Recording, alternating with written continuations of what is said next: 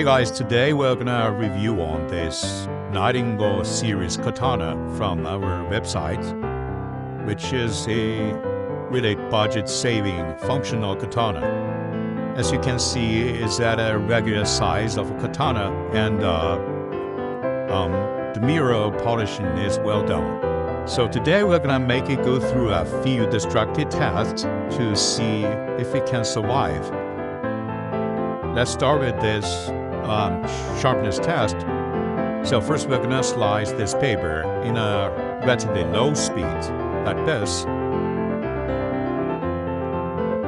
So as you can see, it will cut, and it can be actually used like a razor to shave hairs.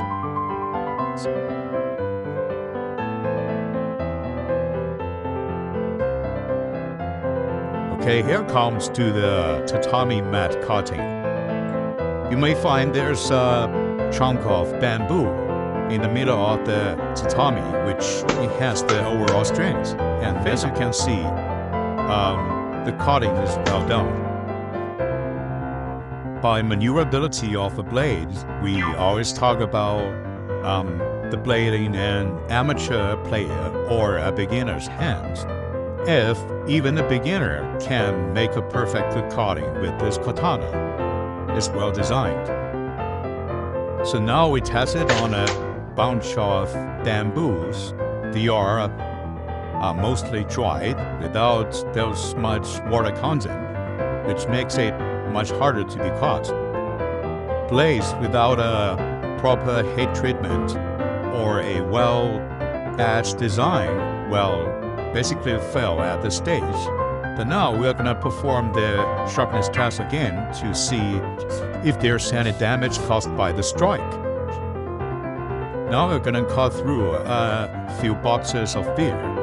Regarding this, it's actually testing nothing about the blade, so just enjoy the cutting.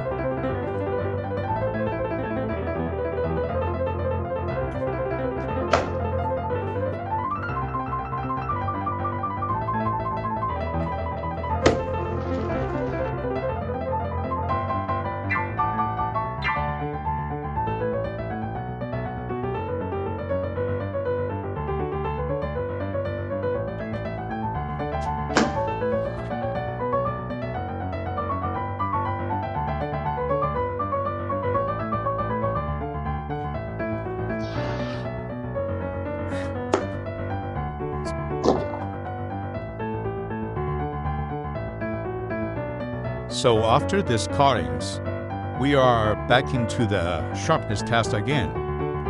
The blade can still go through the paper without any chunk or pause. At the final stage, this should be your favorite one. We're doing a cutting test. If you haven't done these cuttings on your own, I'd say the density of bones are usually much larger than what you thought.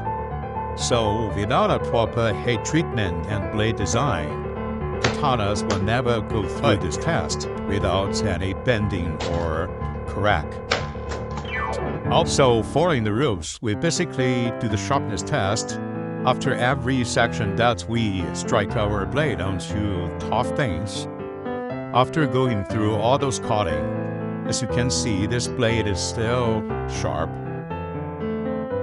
So in the next video, we're gonna put more pressure onto the same blade.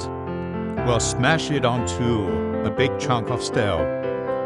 We are gonna bend it over 90 degrees to see if it can bounce back. Please don't forget to click on the subscribe and do not lose touch with us. Thank you guys for watching.